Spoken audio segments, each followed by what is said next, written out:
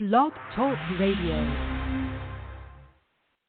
Welcome, world. Welcome once again to Tuesday Talk with Key West Lou. I am your host, Louis Patron. The weeks are getting exciting. We had a big flare of Trump for 4 years. Then things quieted down when Biden took over. Now we're getting some inflammatory conversation here and there.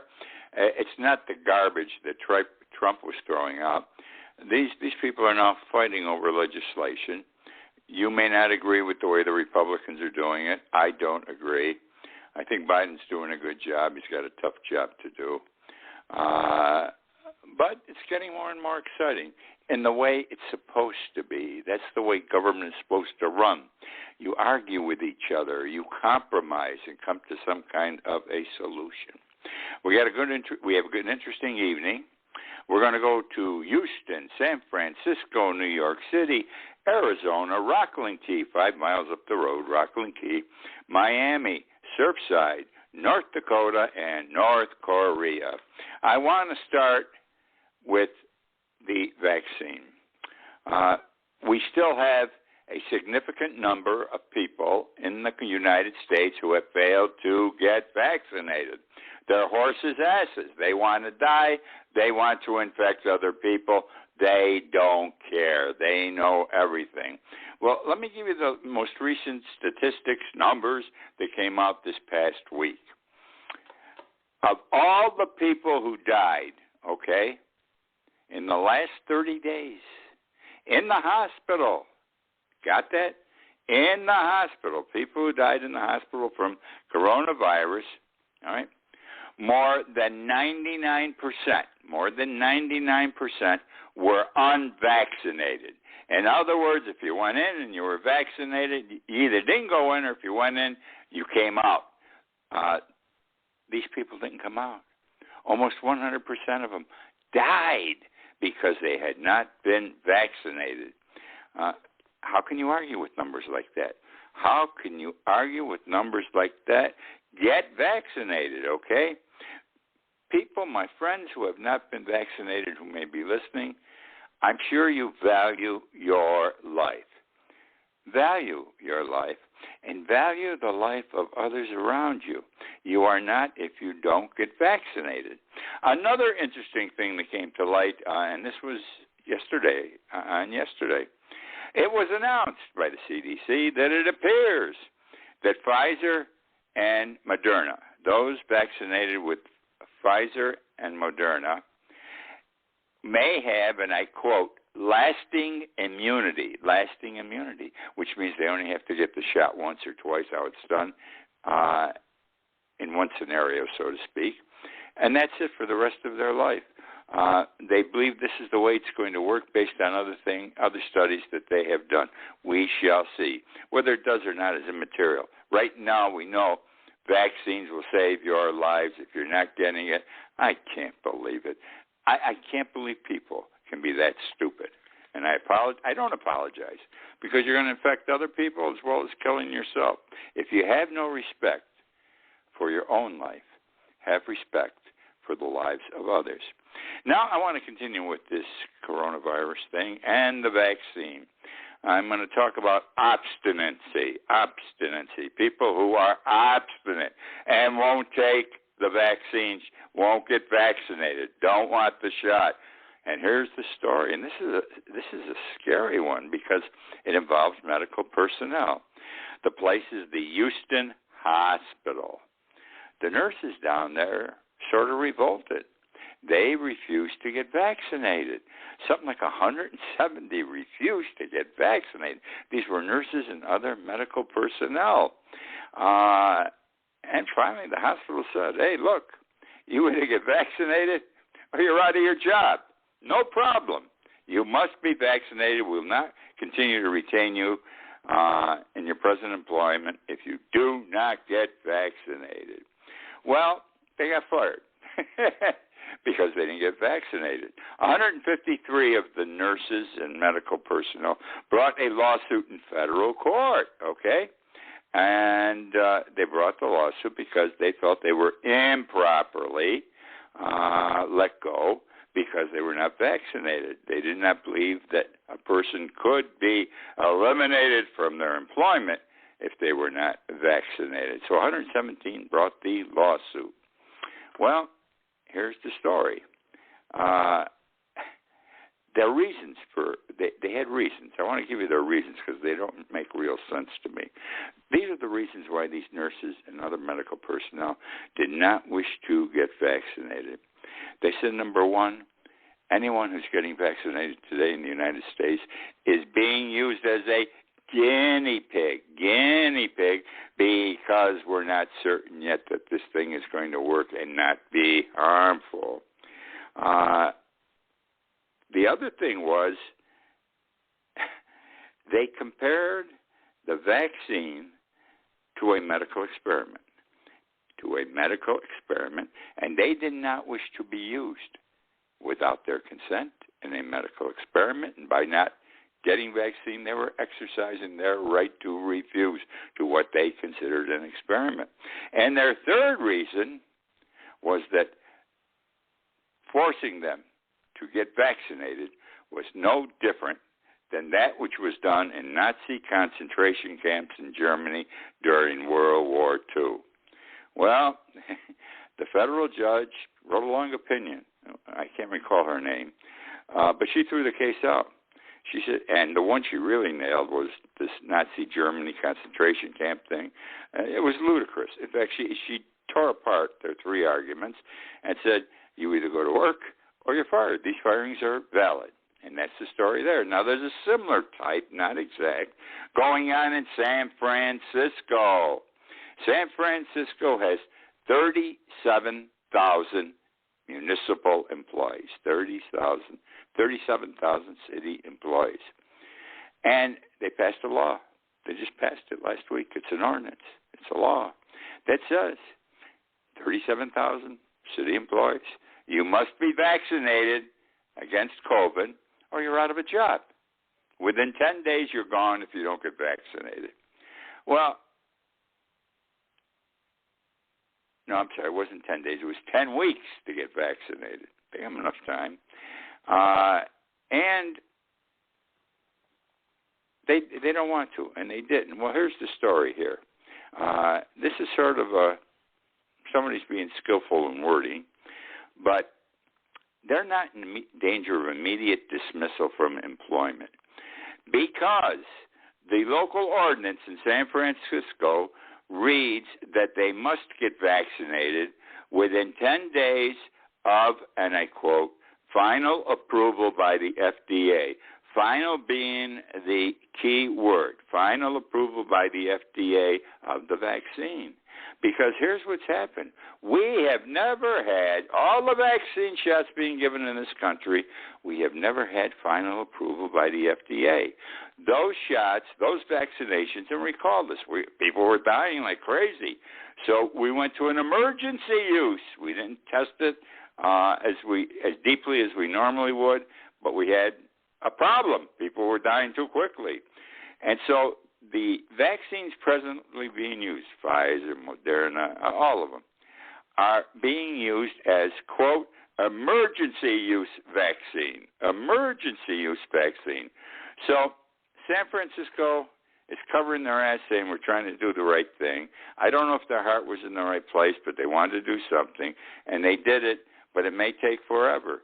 Because even if tomorrow the FDA says we finally approve these vaccines, they still got 10 weeks to make up their mind. And during that time, people get sick, people give the infection to other people, people die. Not right. Okay, we're going to go to Rudy Giuliani. This guy was a hell of a lawyer in his day. He's not anymore, of course. What was his day? Oh, his day goes back to the 70s. He was the U.S. Attorney for the Southern District of New York, the most powerful U.S. Attorney seat in the United States. In those days, the mafia was the problem, the Italian mafia. He went after the big guys, the Dons. He went after them ruthlessly. He didn't care. And he convicted most of them. And he tried the cases himself. He was the wonder guy. He was the great lawyer. Everyone loved him. And then came 9/11. My God, he was in the Twin Towers. He was hiding under desks while he was going through helping to look for survivors. And then this man who lost, or what was lost were something like 2,800 policemen, firemen, and other first responders. He made it his business to go to the funeral service for each one of the dead. He may not have stayed long, but he was in and out. He made his appearance to all of them. America loved Rudy Giuliani. Now he leaves the job, and he senses he can make $1. He's a popular guy, so he's now a super-duper lawyer, but he tended more to go into the security business, and he was providing security to countries all over the world, to nations in Asia, Europe, all over the world, making more money, unbelievable money, okay? And then he got into political people he was doing work for, and obviously Donald Trump. Well, someplace along the line, he forgot what truth was, and he forgot what his function was as a lawyer, and he seemed to be willing to say anything to succeed, maybe for the money he was being paid. I don't know. But all I know is this. He lied to judges, especially federal judges. In his paperwork, he lied. In his oral arguments before the judges, he made representations that weren't true. Like in one case, I mean, he went into court and said the ballots in a certain place that were for Trump were changed to Biden by an Italian satellite. By an Italian satellite that was shooting down on these ballots from the high sky. And it was garbage like this, he's telling the judge. But, of course, he had no proof to back it up. Absolutely no proof. Conjecture. But he came up with these wild theories. They lost all 62 cases, as you recall, and Giuliani was in most of them. Every judge that heard a case said, there's no basis to this. You make an allegation, you have no facts. Well, I kept saying, I've been saying for 2 years, this man's going to get sanctioned, disbarred, whatever. I was convinced he had to be sanctioned. Sanctioned is when, and this is especially in the federal system, a judge thinks you've been toying around with him. You have not been sincere with him. You have lied to him. You have misused the law. And Giuliani's guilty of all these things. So this judge finally said, I am suspending, this is a judge in the New York area, a federal judge, I am suspending your license to practice law, your New York State license. And that's all he has, is the New York State license. You see, I have a New York State license. But I can practice in any state just as he can, because you just go in and you get a local attorney to sponsor you for one case. And these were one-case things he was trying all over the country. And you can practice in any state. Now you can't practice anywhere. And again, it's because of the fraudulent statements he made in the lawsuits. I hate to say this again, I knew it was going to happen. It had to happen. If you conversed with any attorney who knew anything, he told you he can't get away with this. He's doing wrong. Well, we'll see what happens now. He's going to get a hearing if the suspension's correct, and the purpose of it will be the hearing to determine whether the suspension should be turned into a permanent one. I don't know. Let me say this to you. The smallest thing, the easiest penalty he can get is a sanction. A sanction is $1 fine. And when you don't screw around with a federal judge, this is the only way I could say it. You don't screw around with a federal judge. They're omnipotent. They do have power, and they exercise it.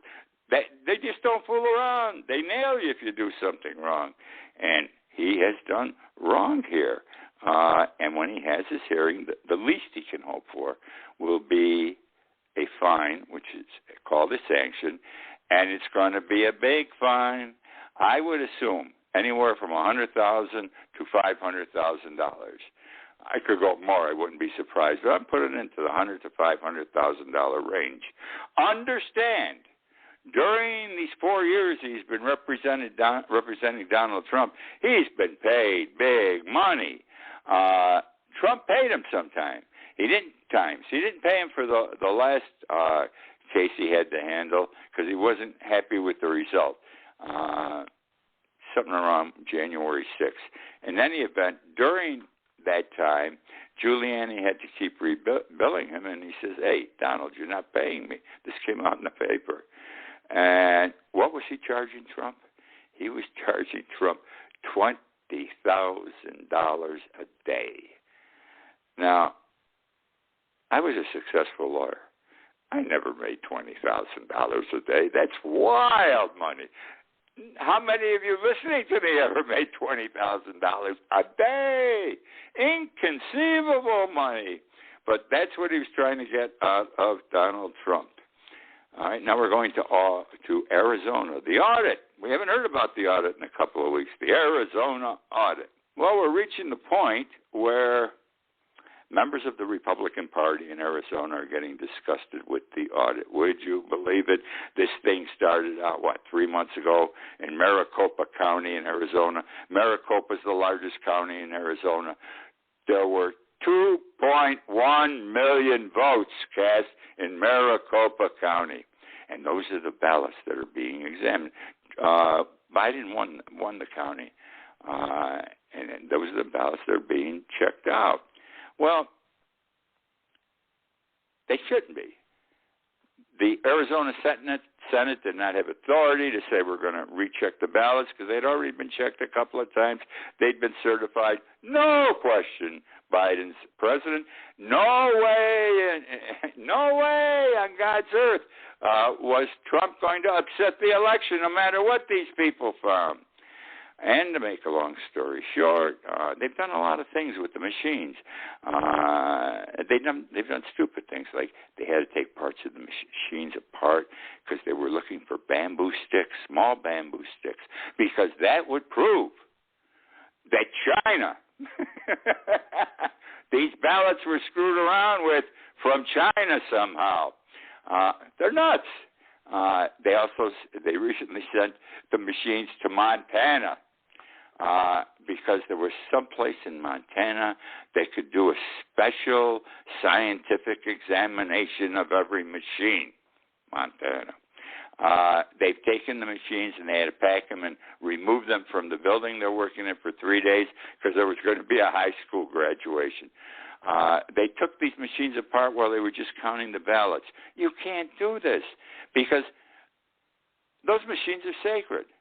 So what happened was, whether it's the Secretary of State or whoever handles elections in Arizona said when this thing started, you will not be able to reuse these machines in the 2022 election because they've been screwed up, they've been misused, they've been abused.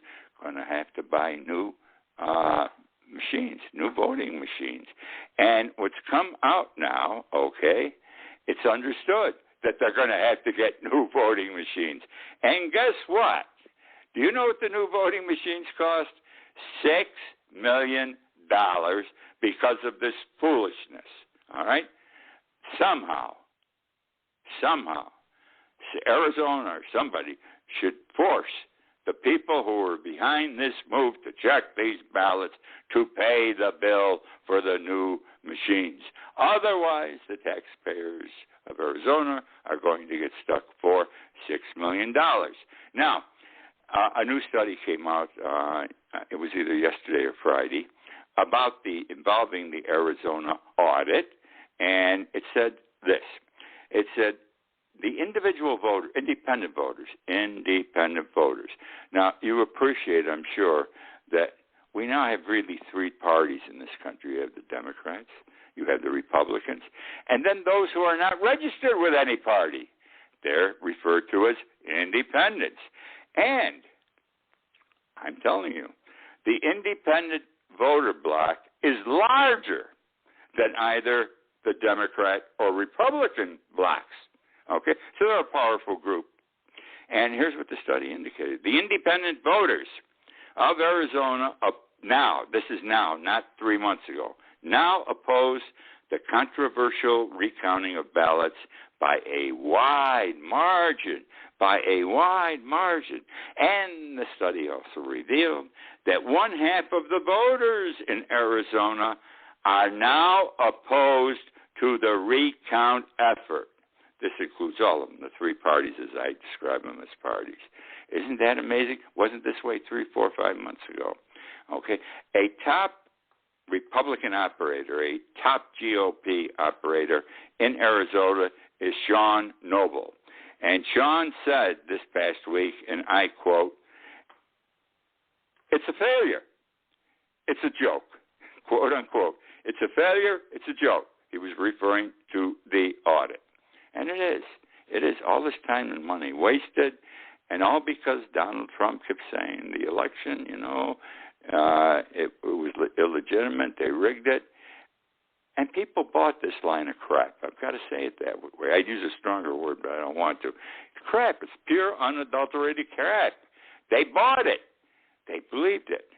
And many of them, I read something recently that 1/3 of the people in this country still believe that Trump was defrauded by the election.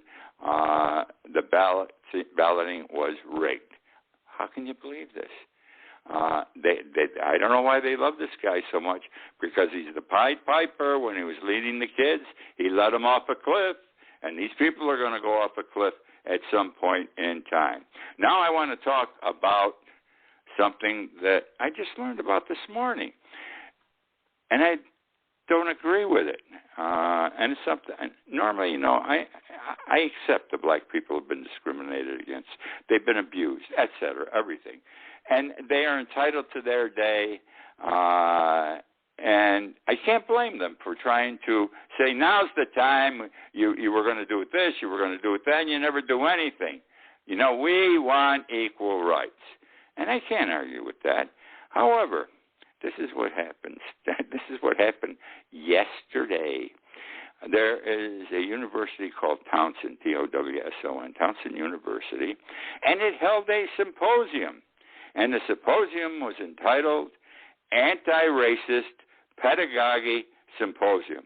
What a big name. Anti-Racist Pedagogy Symposium.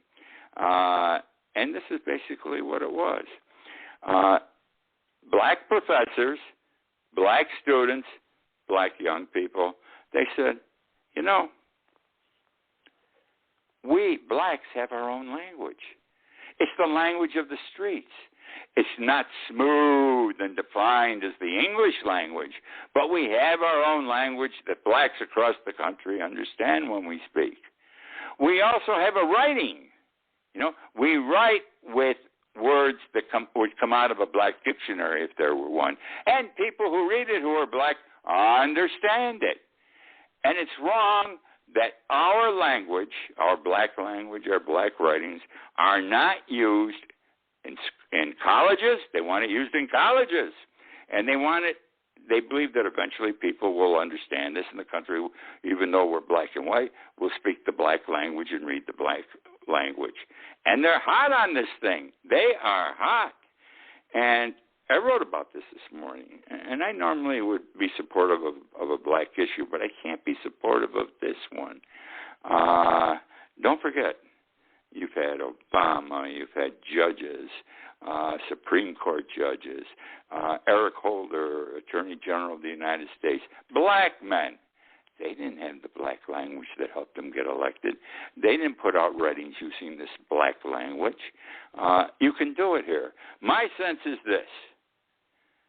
The blacks who are taking this position want to be white. It's the only way I can put it. They want to be white. Nothing wrong with it, because they see the whites have everything. They want a piece of the action. I believe everyone's entitled to sit at the table and eat. Black, white, purple, green. However, if you want it, and you want that life, you have to be assimilated. You have to work to be like the people you want to be like. In other words, the blacks should work at acquiring and learning white traits in the way white people do things, if that's the lifestyle they want. They're handling this the wrong way. It's not going to go anywhere, I don't think. They, for some reason, refuse to adopt white methods, and that's the way they're going to achieve the success they want, rather than say, We have our own language on the street. Blacks understand it. We can read this language, etc. Which now, this is a beauty I'm going to talk about now. This is really a beauty. It had to happen. It's happened in bathrooms in grammar schools, I guess, maybe even in high schools. I'm going to be talking about LGBT. There is a spa in Los Angeles called the Y Spot, W-I, Y Spot. Now, for about 15 years back in the 70s and 80s, I went to a spa once or twice a year, every year. My whole life I've got a weight problem. I have to watch. I have to fight it. I diet. I go to La Costa, just outside San Diego, for a week, 10 days, or 2 weeks. I'd only lose a pound a day. But I was, by the way, 600 calories a day was how much food I got. And I exercised from 9 in the morning to 5 in the evening. And you went from one exercise to the other. Always moving. And, I'd come home, and that exercise and the way I ate really helped me for about 2 months. I ate much less, and I was able to hold that pound a day off. And then it started coming back. It always came back. So I used to go back to La Costa. That was my crutch. So what am I going to talk about now? Spas. I know about spas. I've been to spas in other parts of the country also. And a spa has a female section and a male section. The males don't see the females, and the females don't see the males. One reason, and probably the primary reason, is everyone's bare ass. The men don't dress, the women don't dress. Everybody walks without clothes on. Because the whole purpose of a spa is you're going to be in a pool doing exercise. You're going from hot water to cold water doing exercises. You're always in the shower. You're getting a massage. You're getting a facial. Who wears clothes? Nobody wears clothes. You take off all your clothes and you walk around. Now, we have men who believe they are women, and we have women who believe they are men. They're just in the wrong body. We all understand this, and we accept this, and we want to help these people. Something like 3% of our population is that way. Well, at this spa, on the female side, in walks a person with a male body, no clothes on, and one woman said, and I quote, his dick, that's how she described it, was swinging left to right. A mother was there with 3 teenage daughters. Everybody's bare ass, understand? Black, female, male. And this guy's in the female section again. And she yells out, he has a penis. Terrible. Well, it became an issue. It became an issue between the gentleman who thought he was a woman, and so he could walk bare ass in the female section, the spa who had to make a decision which way they were going to go, and the women that didn't want him in their section. The spa sided with the gentleman who thought he was a woman. And they said, this is the way it is today. He thinks he's a woman, he can use the female section. And that's the story there. It had to happen. It just had to happen. All right, where are we going here? Cockfighting. Cockfighting. Every 4 or 5 years, we have a cockfighting arrest here in the Keys. We just had one yesterday, 5 miles from where I'm sitting right now in Rockland Key. I can't go into the whole thing right now because I don't have the time, but a guy was raising chickens. He was training them, and he was holding cockfighting fights, and people would pay to go and watch them. These things are always in the woods and the mangroves. You really can find them. And they found another one. They arrested the guy, and he's going to do time. This is not good stuff. That's all I want to tell you. It's not accepted anywhere in the country. Cockfighting is illegal in every state. Even spectators can be arrested in 43 of our states. Now, my friends, that is the show for this week. That's it, folks. I thank you for joining me. And I say thanks again. I just love the fact you follow the show. And I keep saying that my numbers go up every week. Not dramatically, but I'm on an increase every week for years. So they've gotten up there, and I love it, and I thank you for it. And I wish you a good night, a very good night. Okay? And I look forward to being with you again next week.